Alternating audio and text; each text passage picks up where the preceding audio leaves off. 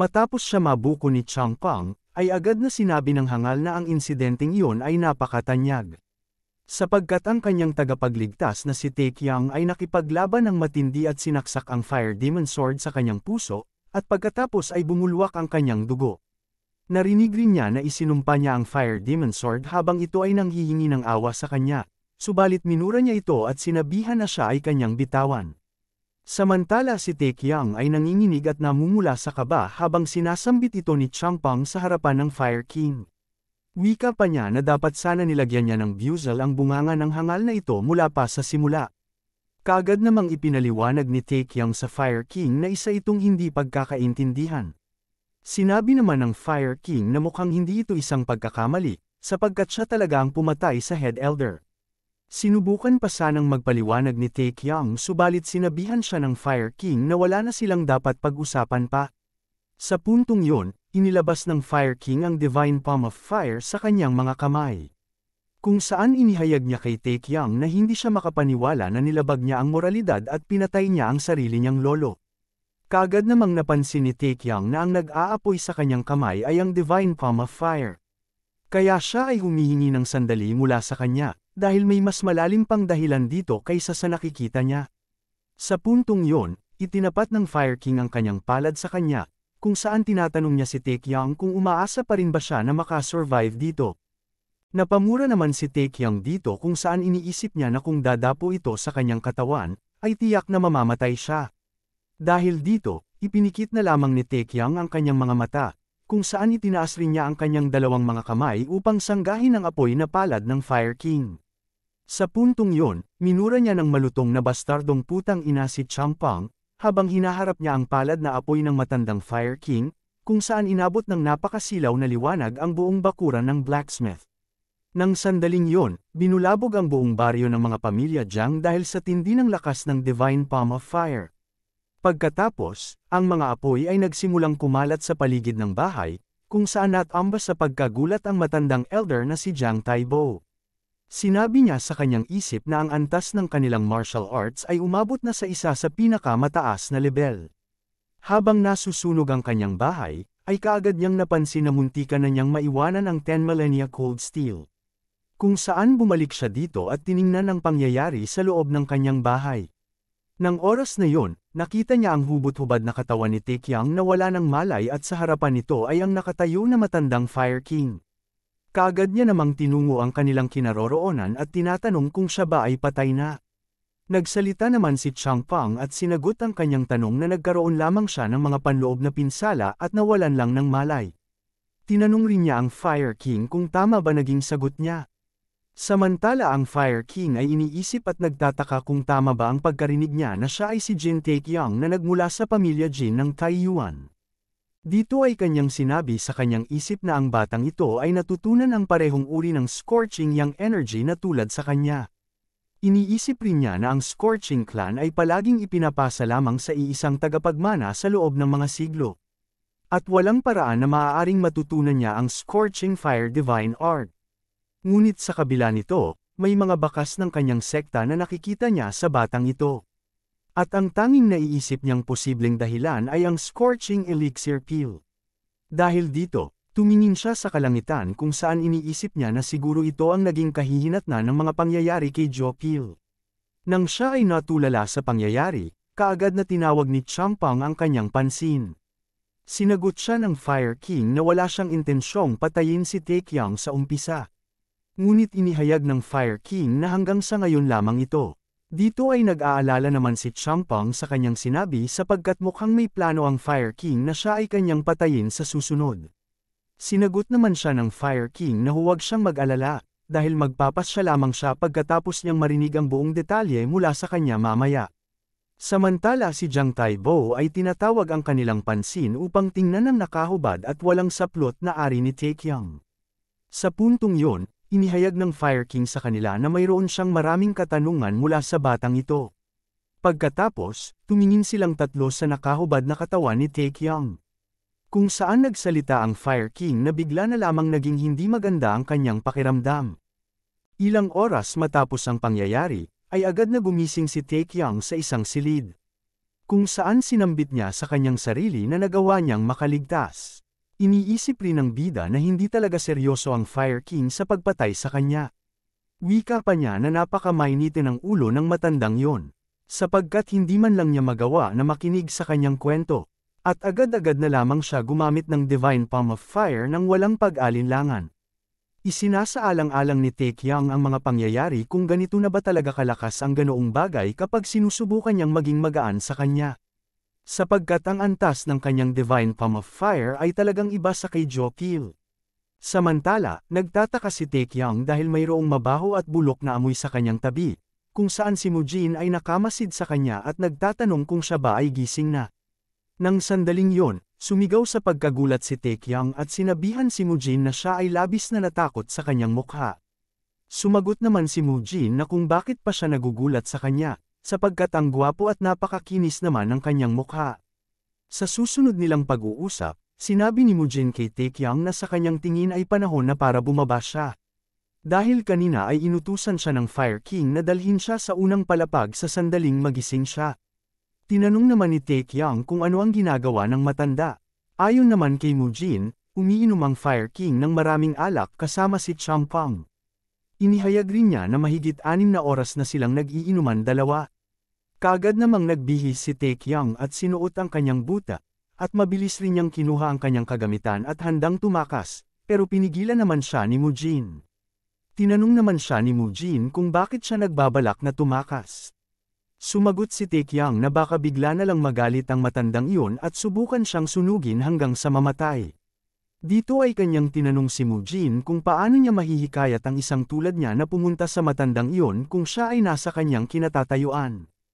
Habang siya ay sinisipa ni Taekyang sa kanyang pisngi, sinambit ni Mujin na kung nag-aalala siya tungkol sa insidente sa Head Elder, ay nakapag-usap na sila kanina ng matanda kasama si Champang tungkol sa bagay na iyon. Kaya wala nang dahilan para siya ay tumakas pa. Nagsalita naman si Taekyang na sigurado siyang nag-usap na sila tungkol doon, at ang lahat ng hindi pagkakaintindihan ay biglang naresolba na. Ngunit inihayag niya kay Mujin na siya ay hindi hangal para maging kampante dito. Dito ay kanyang pinapaalala kay Mujin ang tungkol sa lalaking si Jokil. Kung saan tinanong niya ito kung ano sa kanyang tingin ang relasyon sa pagitan ng pinuno ng Scorching Clan at ng Fire King, pati na rin ang pinatay niya na si Jokil na mayroong lihim na martial arts ng Scorching Clan ng Divine Palm of Fire. Nagulat naman si Mujin sa biglaan na pagsasalaysay ni Taekyang. Kasabay nito, sinambit ni Taekyang na kaya niyang ipusta ang lahat ng kanyang mga parte ng katawan at ari-arian. Na silang dalawa ng Fire King at ni Jokil ay magmaster at disipulo. Sumagot naman si Mujin na kahit si Jokil ay disipulo ng dakilang mandirigma na si Jok Chongang o ng Fire King. Sila ay naging tapat lamang sa kanilang tungkulin, sapagkat si Jokil ang unang umatake sa kanila at sumubok na patayin sila. Gayunpaman, hindi nagpapigil si Taekyang at sinabi kay Mujin na siya ay sigurado na silang dalawa ni Champang ay makakaligtas, kaya pwede nilang sabihin sa Fire King ang ganoong bagay para sa kanya. Wika pa niya na siya ay aalis na ngayon. Ngunit si Mujin ay pinipilit siyang pigilan. Sinabi rin ng bida na bagaman walang pagkakataon na mangyari ito, ngunit sabihin na nila na kinilala ng masungit na matandang iyon na mali ang kanyang disipulo at binigyang pansin ang lahat. Sa kasong iyon, kailangan pa rin nilang ibalik ang lahat ng kinuha nila kay Jokil. Pagkatapos ay kinurot niya si Mujin sa kanyang kamay, kung saan napa-aray ito sa sakit. Tumugon naman si Mujin na dapat lang nila ibalik yon, sapagkat kung kinain nila ang bagay na yon ay tiyak na masusunog sila at mahuhulog sa pagkamatay. Subalit sa hindi inaasahan ni Mujin, sinambit ni Taekyang na kinain niya ang bagay na yon, at ngayon ang Scorching Elixir ay nasa tiyan na niya.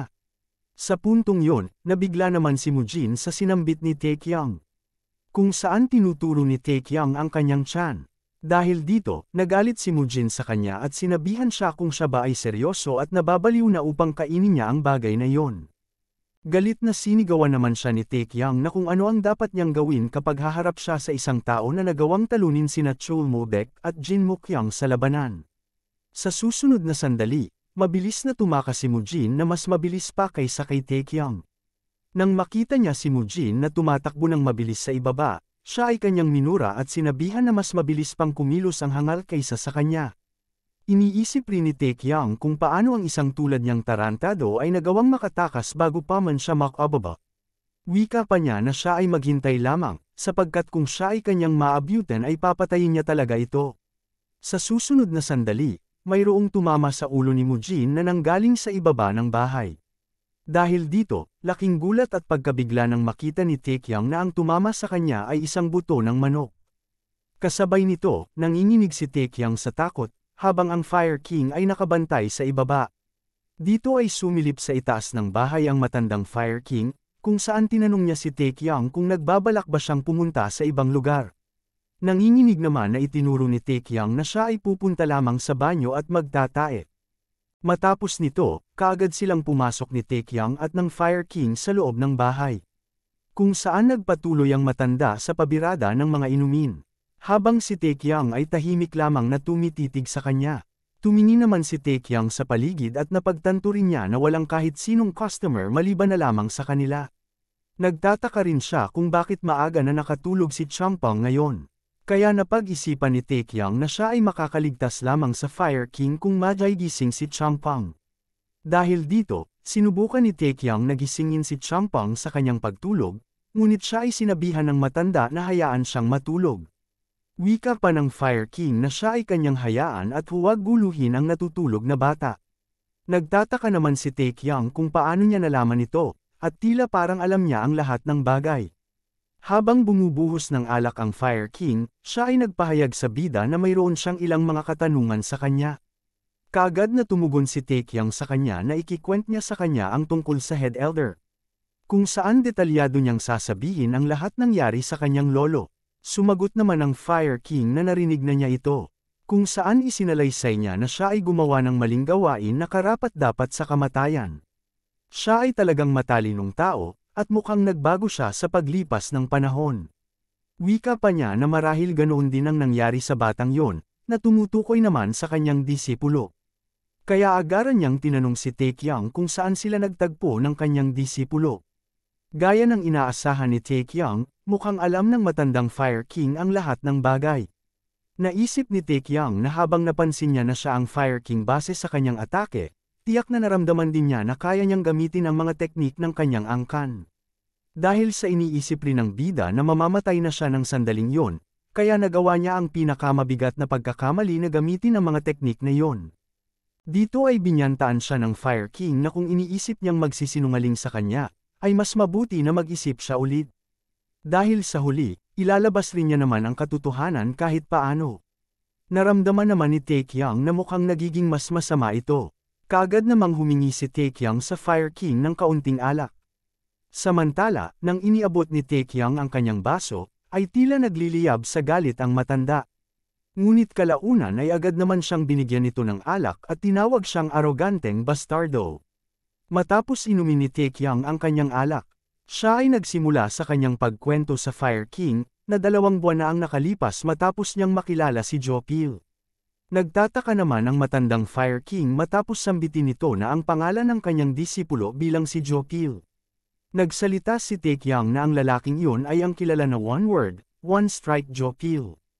At siya ay talagang sikat na palaboy ng panahong iyon.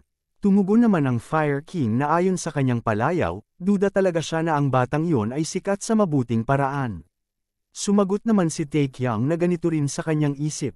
Subalit siya ay nagwika sa kanyang isip na ang bastardong iyon ay sikat sa masamang paraan, dahil sa kanyang pagkahumaling sa pagpatay sa iba. Sa puntong iyon, inilabas ng matanda ang larawan ng kanyang disipulo at tinanong si Taekyang kung siya ba ang tao na kanyang tinutukoy. Kaagad namang nakilala ni Taekyang ang kanyang larawan at sinambit na siya si Jopil. Dahil dito, napahinto ng saglit ang matandang Fire King, kung saan dismayado na tinanong niya si Taekyang kung siya ba ay patay na. Hindi naman sumagot si Taekyang ng sandaling yon, ngunit napagtanto na ng matanda na mukhang doon siya nagtapos sa oras na yon. Dito ay kinuwento ng matanda na ilang dekada na ang nakalipas, nagkaroon ng isang nakasisindak na epidemya sa lalawigan ng Anhui. Maraming mga magsasaka ang namatay at mas marami pang mga bata ang naging ulila. At isa siya sa kanila. Siya ay isang bata na desperadong nakipaglaban upang mabuhay. Kahit na siya ay natapakan ng higit sa 10 tao, Patuloy pa rin siyang nagsusubo ng mga tinapay na natatakpan ng lupa. Wika pa ng matanda na gusto niya ang pagiging matatag ng kanyang mga mata, pero sa parehong pagkakataon, nakaramdam din siya ng awa para sa kanya. At nang sandaling yon ay binigyan niya ang batang iyon ng pangalang Jiang Chon.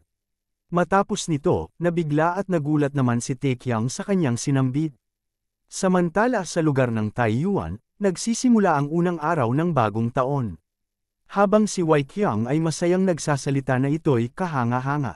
Tinanong naman siya ni Wolwa kung siya ba ay masaya dito. Sumagot naman si Wei Qiang na paano siya hindi maging masaya. Sapagkat naging maganda ang takbo ng negosasyon at muling dumating ang bagong taon. Inihayag naman ni Wolwa na siguro sa lahat ng nangyari hanggang ngayon, natural lang na maging masaya siya. Dahil hindi nila kailanman naisip na darating ang araw na ito ilang taon na ang nakalipas. Gayunpaman, nagtanong si Wolwa kung hindi ba siya nag-aalala tungkol sa Thousand Wind Clan. Sumagot si Wei Qiang na narinig niya na sila ay sinupil ng magdamag ng isang hindi kilalang martial master. Tumugon naman si Wolwa na ang Thousand Wind Clan ay mayroong kasama na mga peak-level martial masters, subalit ilang daang bandido ang nawasak sa isang iglap. At iyon ay imposibleng mangyari maliban na lamang kung ang umatake sa kanila ay isang lampas sa normal na martial master. Wika pa ni Wolwa na naisip niya kung ang taong yon ay isang matandang veterano na hindi na nagmamalasakit sa mundo. O kung ito ay ang anyo ng isang masamang demonyo na lampas sa kanilang imahinasyon. Kaya siya ay nagpapaalala kay Wei Qiang na dapat yata silang maghanda para sa pinakamasamang sitwasyon. Samantala iniisip naman ni Wei Qiang na kung ito ay isang tao na kasing lakas noon, malamang na ito ay ang Sword Saint na si Mei Zhonghak. Pero masyado pang maaga para sabihin niya sa sekta ng Lower District ang tungkol sa mga galaw ng Sword Saint. Tumugon naman si Wei Qiang na kung ang taong yon ang kumitil sa kilalang masamang grupo na Thousand Wind Clan. Malamang na siya ay isang martial master mula sa hindi masama na panig. At wala siyang dapat ipag-alala tungkol sa taong yon. Wika pa niya na sila ay nakamonitor din sa bagay na ito. Sumagot naman si Wolwa na mukhang medyo kalmado yata si Wei Qiang sa kabila ng tindi ng isyong ito. Dahil dito, nagpahayag si Wolwa na mukhang may mga plano siya na nakahanda para dito. Pero napansin rin niya na may isang tao na hindi pa nagsasalita mula kanina. Sinambit naman ni Wei Qiang na siya ay kanyang hayaan na muna. Sapagkat isa siyang tao na masungit mula pa noong ipinanganak siya. Galit na nagpahayag naman si Wei Pang na kung siya ba ay kanilang tinutukoy. Wika niyang tanong kung dapat rin ba niyang sabihin sa kanya kung bakit ganito ang kanyang pag-uugali ngayon. Nababalisa na inihayag ni Wei Pang na ito ay isang okasyon kung saan maraming mga martial artist, magsasaka, at mahalagang panauhin mula sa nangungunang 10 sekta ang darating.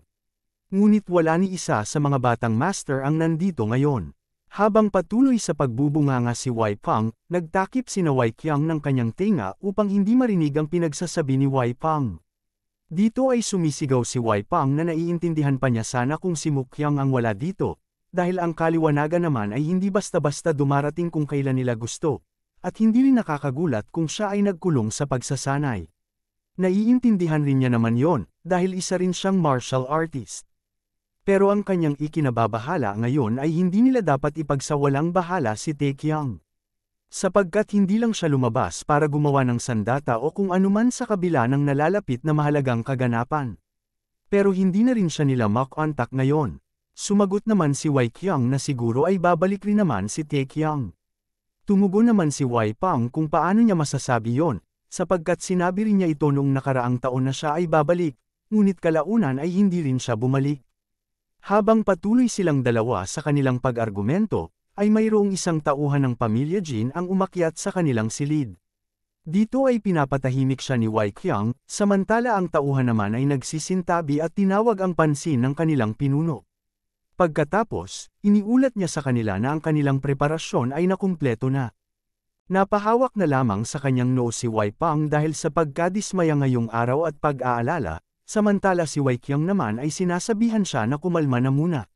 Tinapik niya ang likuran ni Wei Pang at sinabihan na huwag na niyang isipin ito, dahil ano pa bang magagawa nila ngayong ganito na ang nangyari.